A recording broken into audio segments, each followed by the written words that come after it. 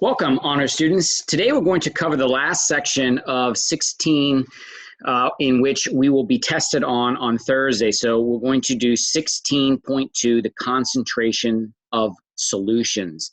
So I introduced it in the last virtual lesson, just briefly at the very end, but in 16.1 we talked about properties of solution. If you have a saturated and unsaturated or a supersaturated solution, we learned the clues of distinguishing between them. But now we're going to focus in on a concept called molarity. And that's really important. A lot of chemistry is in aqueous environments, and molarity is really important in that. And we're going to look at a little bit of stoichiometry using molarity in this particular section. So let's get started. All right, first off, how can you describe the concentration of a solution? So a concentration of a solution is how much solute do you have in there, and that's concentration in essence. And we're going to define that here in a little bit. But a couple of things before we get started. The federal government and state governments set a standard for amount of contaminants, and that is the job of the EPA, the Environmental Protection Agency. And that's a job that a lot of people hold. And if you have an interest in science, particularly chemistry, or even biology for that matter, that's a job that you could look into getting. And what do? You study air quality, you study water quality, and paints and different contaminants that can affect people. And that's what the job of the EPA is. So just for an example, when you talk about drinking water is really important. And when you talk about the standard, so there's something that's called, and you don't need to know, this is just a little bit of extra information, TDS, and that stands for total dissolved solids. It could be anything, ranges from many things. And the recommendation is less than 500, and that's milligrams per liter. It's also known as parts per million, but milligrams per liter.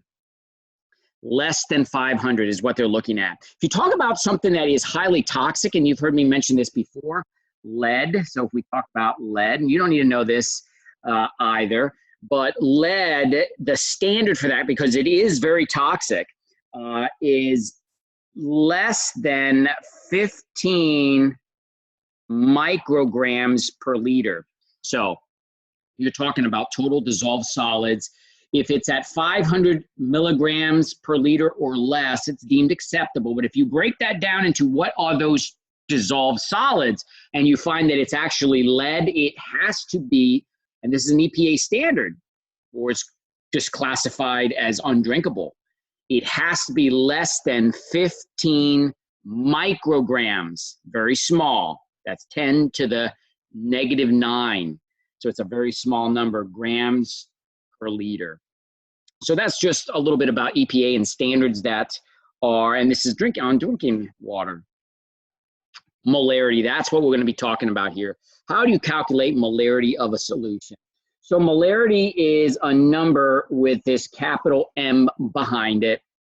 A lot of times in problems, you may see brackets used, and you might see a number in brackets. So let's just say 0.215, and in brackets, when you see that 0.215, those brackets mean the concentration of.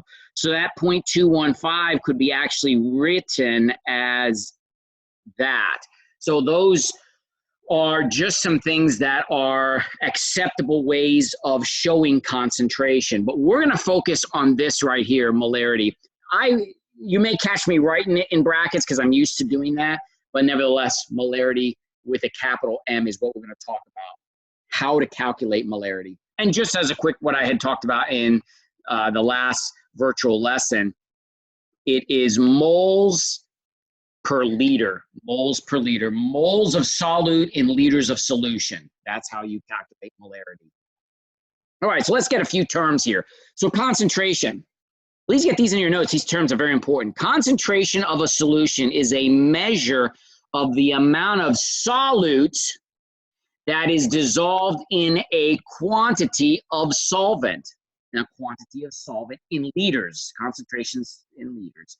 So it's the amount of solute in a quantity of solvent. That's concentration. So here are two other terms that you should be familiar with, so please write them down. So if you talk about a dilute solution, dilute means that it has a small amount of solute that's dissolved in that solution. If you talk about concentrated, that means it is a lot. One of the things you probably see at home, if you happen to look on your counter in your kitchen, you see soap, the dish soap. A lot of times it says concentrated, 2x concentrated. So that means it's you don't need to use a lot. It's concentrated. It's not dilute. Dilute means a little bit. Concentrated means a lot. So please keep these two terms and be able to differentiate between them. So in chemistry, the most important unit of concentration is molarity. There is something called molality. I'm gonna show you a video on that for Friday. So on Friday, the virtual lesson will actually be a video I'm gonna post a link to, and we're gonna talk a little bit about molality and calculations in molality. But we're only gonna focus on, for the test, molarity. So there is a difference. Molarity, please define that. It is a capital M, that's the abbreviation for it, is the number of moles of solute dissolved in 1 liter of solution. That's the definition. Is the number of moles of solute dissolved in 1 liter of solution. And it's also, another way to know it is molar concentration. Another way that you will find it in many chemistry books is written in brackets. Brackets means concentration. So anytime you see a number in a bracket, right away, you're dealing with a concentration, and that would be molarity. So everybody remembers these flasks that I have had out throughout the year. They're volumetric flasks, and they have no numbers on the outside, but they have a line, and they have a designated amount. So they could be 250 milliliters, 500 milliliters, 1 liter. 1 liter is the standard one. So it'll just say 1 liter, and it has the little mark. So if you were trying to make a specific concentration in molarity, you would put the amount of mass you need of the solute, add, and that's what they're doing right here. They add a little bit of solution. They add right there the solute, whatever specific amount, swirl it until it dissolves. And after it dissolves, using this right here, which is deionized water or distilled water, they fill it right up to that line and try and be as accurate as possible to hit that line. That way they know that concentration is exactly what they were intending it to be. So if you wanted to make 0.5 molar, that means you have 0.5 moles of whatever the solute is, 0.5 moles. You calculated it, and that's what you dropped in, and you filled it to 1 liter. When you fill it to 1 liter, you know you have a 0.5 molar solution. So that's the beauty, actually, of these volumetric flasks. So I gave you this formula previously, but here it is. Molarity is moles of solute and liters of solution. Moles of solute and liters of solution. And we're going to do calculations with this and do some determinations of what concentration is. So let's look at this right here. So 1 saline solution contains, and this is intravenous IVs that you get in the hospital, is 0.90 grams of NaCl in exactly 100 milliliters of solution. What is the molarity? Well, we know it's moles per liter of solution. Well, we're in milliliters, and we have no moles. We're giving grams. That's not hard to do. I'm going to just work this out real quick and talk my way through it. So I could rewrite this as 0.90 grams of NaCl and place that over 100 milliliters. And we're going to do a little bit of stoic right here. First thing, I got to go to moles. So I get my periodic table and my calculator, And my Na is 22.99, so I'm going to go 22.99 plus my Cl is 35.45, so 35.45, so that's 58.44. So 1 mole of NaCl is 58.44 grams of NaCl. So now I can cancel off the grams, and now I am in moles. But now I'm in moles per, as you see right here, I'm in milliliters. I can't stay in milliliters. Not a big deal. So I can convert that. I know what the relationship is. 1,000 milliliters is 1 liter. So now my milliliters cancel here and here. So now I can plug this all in my calculator, and that would give me, and you see what I've got left after I've canceled. I have moles here and I have liters. Moles and liters, moles over liters, that is molarity. So let's calculate this out really quick. So 0.90, and I'm going to divide that, and I should have put right here, it's 1,000. I said it and I didn't write it right. So I got 0.90 divided by 100 divided by 58.44 times 1,000. And I have to be at 2 significant figures based on that 0.90. So that's going to equal, if I come over here, I can plug this in as 0.15 molar NaCl. And that should be my answer. So let's look at how they've done it here. They should follow it the same way that I did. So they write down everything that is given to them right here. And they come in, they plug it, and they do the exact same process that you've seen me just do here. And in the end, 0.15 molar, and you look back on what I did, same thing, 0.15 molar solution. And that is how you do calculations involving molarity. You use the stoic method, which it comes out and works out pretty well. So let's look at another example right here. It says household laundry bleach is a dilute aqueous solution of sodium hypochlorite. How many moles of solute are present in 1.5 liters of 0.70 molar NaClO, that is sodium hypochlorite? So there's actually 2 different ways you could do this. You could set up your formula. If you remember what your formula is, it is the big M equals moles over liters. If you look at what you have here, you got 0.70 molar, and you don't know what the moles are, you could put that as X. And then you have on the bottom here 1.5 liters. So that's one way. I would put that as an L so it's not confused as 1. So you could do it this way here, multiply both sides by 1.5 liters, and that would solve, or you could use the stoic method. So let's look at how they've done it. They do the stoic method right here. So they go to 1.5 liters, 1 liter, and it's 0.70 moles in a liter, so that comes out to 1.1 moles. If I go back to this, what I've done here, it's the same process. I want to isolate my X, so I multiply both sides by 1.5 liters, 1.5 liters, this cancels, and obviously that's multiply. So the X is going to equal, if I get my calculator, it's 1.5 times 0.70, and I have 2 sig figs, so I have 1.1.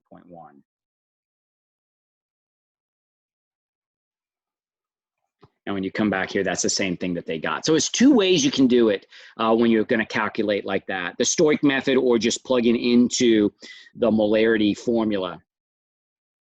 All right, so let's look at this checkpoint question here before we move on to the next topic. How much water is required to make a 1 molar aqueous solution of NaCl if 58.4 grams of NaCl are dissolved? That's a little tricky, so take a moment and think about this. All right, hopefully you paused maybe the video or just took a moment to look at that, but when you look at this, don't let it be tricky to you. So it says here that this much 58.4 grams of NaCl dissolved. So when you look at A, if you added exactly 1 liter to this, hopefully you follow me on this. That 58.4 grams has a volume because it has a mass and it takes up space. So it has a space. So if you add 1 liter of solution, now you are over the 1 liter. So now you can't calculate molarity correctly with that. So that scratches, that wouldn't be correct. Enough water to make 1 liter of solution? Check, that's it. Because it's per liter. So if you added 58.4 grams into a volumetric flask, you're going to add some water, swirl it around to try and dissolve everything, and then you will bring it up to the line to exactly 1 liter. So enough water to make 1 liter, and that's what your answer is. All right, so now making dilutions. We learned dilution means it has a small amount of solute compared to a concentrated. So you can actually calculate dilution using a dilution formula. We're going to talk about how does dilution have, what effect does it have on the amount of solute? Well, it's less solute.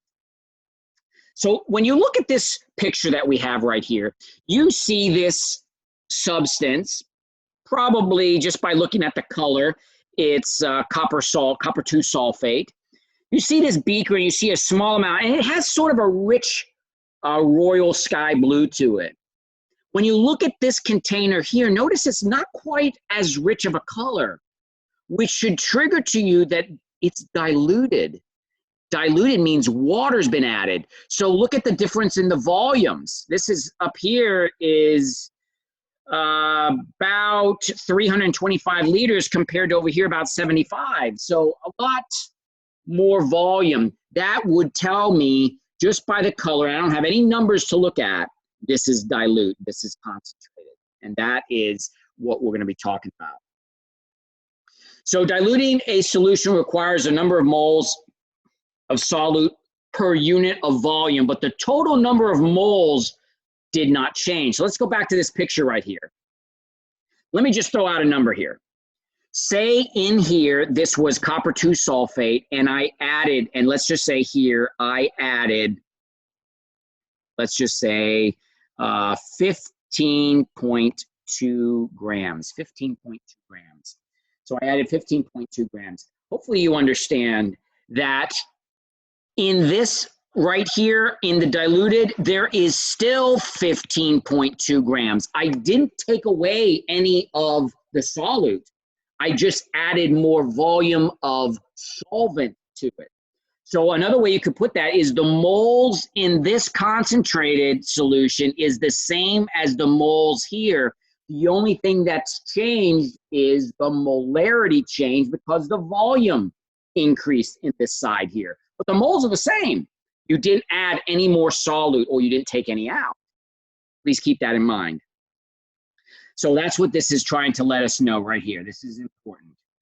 Moles of solute before dilution are equal to the moles of solute after dilution. All you did was add more water.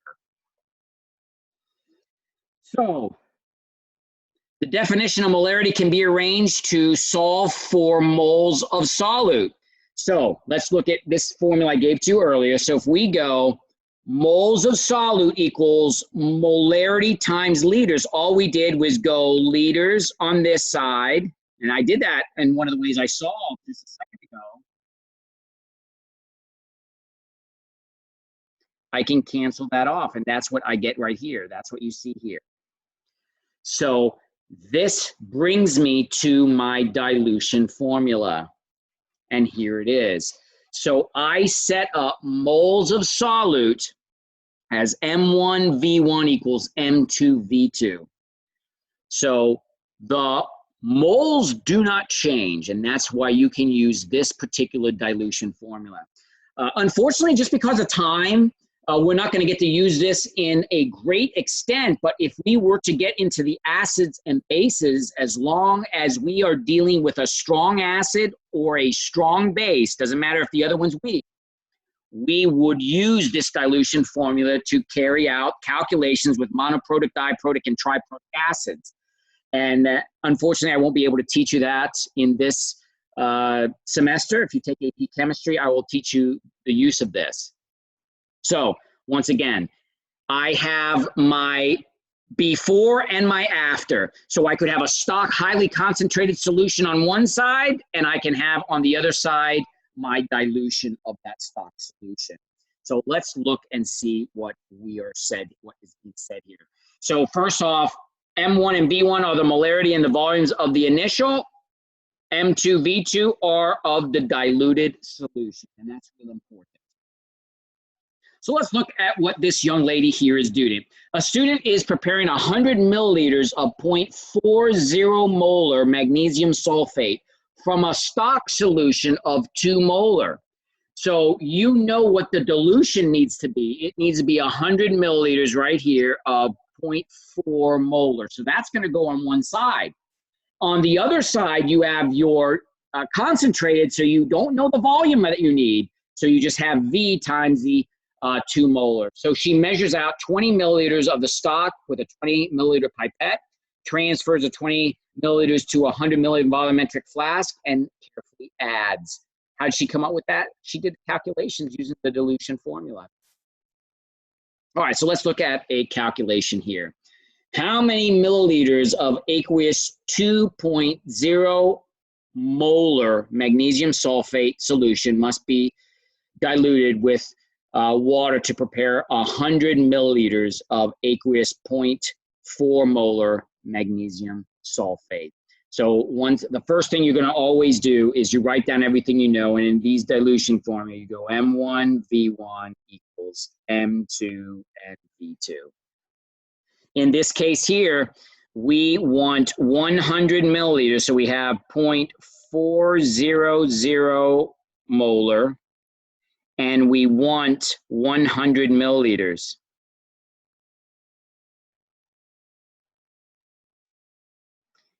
That equals, and we know what this is, the stock solution is 2.00 molar, and we don't know what the volume of that stock solution is that we need. So we're going to divide both sides, in this case here, by 2.00 m. If you look what happens, the molarity cancels, and now we're in milliliters, which is what we're solving for.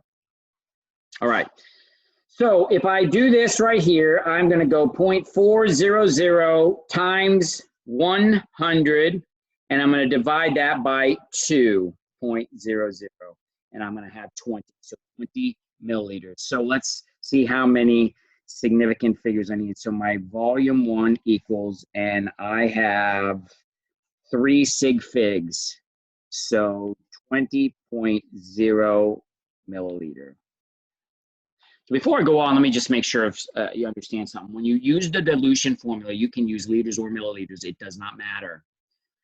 When you're dealing with calculations, whether stoichiometrically or if you're calculating molarity and you have moles per liter, it has to be liters. So please remember that it has to be in liters. When you use dilution, it can be in milliliters. It doesn't have to be exclusively in liters. If that sounds confusing to you, then just convert everything to liters. Don't let it confuse you, but if it does, just do liters and you'll always be safe. So if I converted that to liters, I just moved my decimal place over. So I could go 0.0200 liters. So either one of those would be correct. So once again, they're going to break this down for us, and they do the same thing, and they get their 20 milliliters here. And if you convert that, it would be the 0.200 liters, 0.0200 liters. All right.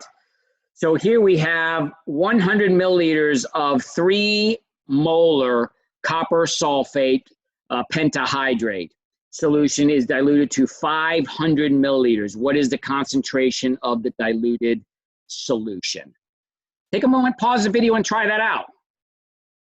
All right, so hopefully you did. Let's jot down. So we have M1 V1 equals M2 V2.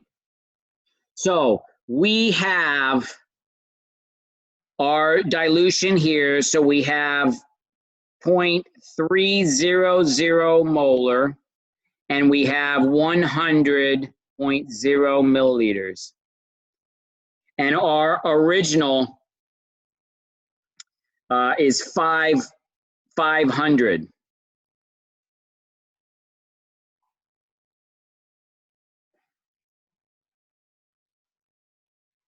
Hold on a second. That I miswrote. So let's write down this thing better. So 100 milliliters of this particular 100 milliliters of 0.3 molar copper sulfate pentahydrate solution is diluted to 500 milliliters. So what is the concentration of the diluted solution? So I actually did set that up right. I was looking at it wrong. I could have put this over here to 500.0 milliliters. And I'm calculating my molarity because I don't know what that is. So I'm going to come over here and divide both sides by the 500 milliliters.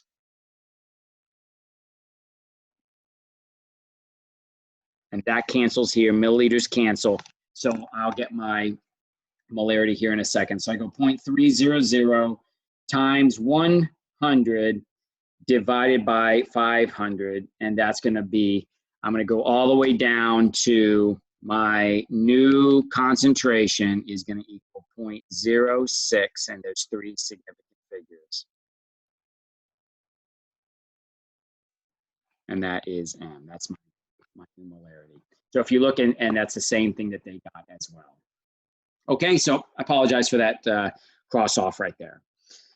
All right, so let's look at percent solution. We already know how to do percent by mass. We've done that. It is really no difference in this. If you look at percent by mass, it would be calculated as the percent of whatever substance in that divided by the total mass times 100. And this doesn't change this at all. How do percent by volume and percent by mass differ?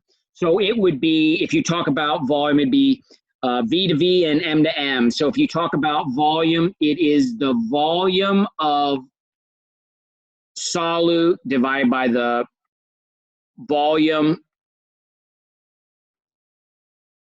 solution times 100 equal, and that gives you your percent. If you talk about mass, it's the mass of solute divided by the mass of solution times 100, and that equals your percent. So, and once again, this is called a lot of times VV, and this is MM, and I'll point that out too as I talk about it. So percent by volume of solution is the ratio of the volume of solute to volume of solution. So that's what I just talked about. So if you talk about alcohol and you go to the store, you buy alcohol, a lot of times you'll see it says 91% solution by volume. So that means there's 91 milliliters of pure isopropyl alcohol in 100 milliliters of solution. So it's very concentrated when you talk about it in that light, but that's how you get those particular calculations. And here is the formula: volume of solute, volume of solution times 100. That gives you percent. So let's look at this calculation here. What is the percent by volume of ethanol in the final solution when 85 milliliters of ethanol is diluted to a volume of 250 milliliters with water? It's right. It's just right there for you in this case here. It's 85 milliliters divided by 250 milliliters times 100. And that is going to give you your percent by volume. So if I go 85 divided by 250 times 100, I'm talking about 34%. 34% ethyl alcohol by volume. So how do they do it? They do the same thing that I do, and they get 34%, same calculation that I did. And here's how you get that: VV, volume to volume. All right, what mass of water, checkpoint, you might want to try this on your own. What is the mass of water in a 2,000 gram glucose solution that is labeled 5%? mass to mass. Take a moment and try and calculate this out. All right, hopefully you're back. So it tells us the mass in a 2,000 gram solution. So that is our total solution. And it says here it's 5%. So let's just figure this out really quickly. So 5% converted to a decimal is 0.050, and we're going to multiply that by 2,000. And that will equal us the mass of the glucose, C6H12O6. Let's just plug this in. 0.050 times 2,000. So we have, and if we have two significant figures, well, the 2,000 here is only one, that's okay. So we have 100 grams of glucose. So 100 grams of glucose, and so that means the water is going to be 1,900 grams of H2O. So let's look at what they did here. The same thing. They got 100 grams of glucose and 1,900 grams of water. So that is the calculation. So that is it, ladies and gentlemen, on 16.2. We talked about several key concepts and dilution. So now I want to do a couple practice problems with you.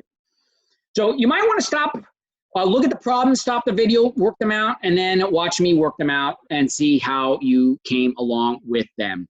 All right, so first off here, calculate the molarity of a solution that is 155 milliliters and has 23.2 grams of KCl. So we need to calculate the molarity. So first off, we need to calculate moles because we know molarity equals moles over liters. So we're given 23.2 grams of KCl. I'm going to go straight here. So I'm going to get my, I got to go to moles. So I'm going to go 1 mole of KCl and I get my calculator. So 35.45 is 35.45 plus our potassium is 3910.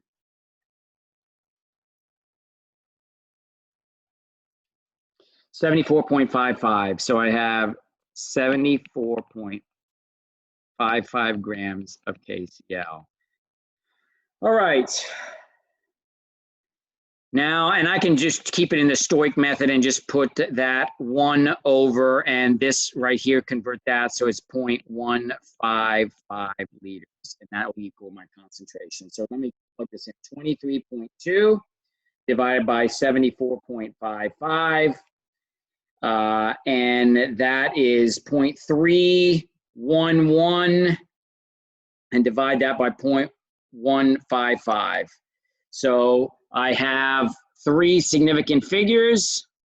So this is going to equal 2.01 molar KCl solution. And that is my calculation. Now, if this confused you on the back side right here, you could have calculated the moles and then just put the moles over the liters. And that's all really that I've done here. So 2.01 molar KCl solution. All right, next one. How many grams of lithium hydroxide is in 75 milliliters of 0.250 molar lithium hydroxide solution? So pause the video and take a moment to try and work that out. All right, so first thing here, I got 0.75. When I'm dealing with molarity and not the dilution formula, I have to be in liters. So I'm gonna just start off by putting this like so. So I'm gonna go 0.075 liters over 1.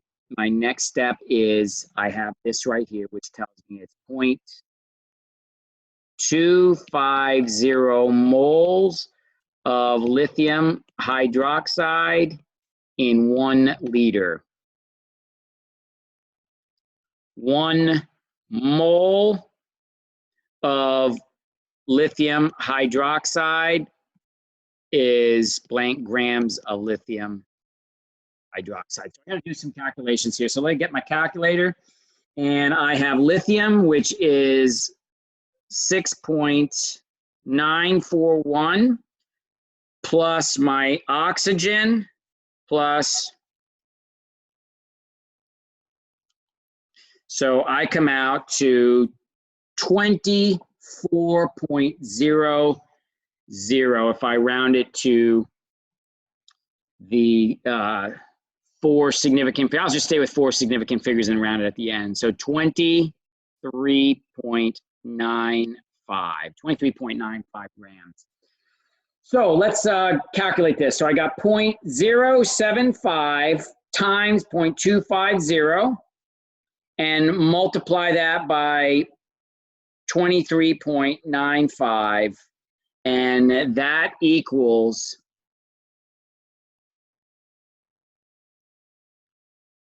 and I have to be at, in this case here, 2 significant figures, 0.45 grams of lithium hydroxide, 0.45 grams. So once again, I did stoichiometrically. I got rid of my liters. That put me in my moles, and then I got rid of my moles to my grams, and that's what it asks is how many grams are in 75. So it's 0.45 grams in 75 milliliters to make that particular solution. All right, next one. Here we have a dilution. So it says you need 125 milliliters of 0.50 molar HCl, but you only have a bottle of 2.0 molar HCl. How can you obtain the needed molarity? All right, so I got to break out my dilution formula. So I have M1V1 equals M2V2. So I have a stock solution over here. So I'm going to come over here and I'm going to write that down. I have 2.0 molar, and I don't know how much I need, but I know I need this right here. So I need 0.50 molar, and I need 125 milliliters. So now I can just solve for this. I'm going to divide this by 2.0 molar. The molarities cancel off. That leaves me in milliliters. And this is gone from this side right here. So now that gives me my V1. So I have 0.50 times 125 divided by 2. So I need, and 2 significant figures, I need 31 milliliters. So volume 1 equals 31 milliliters.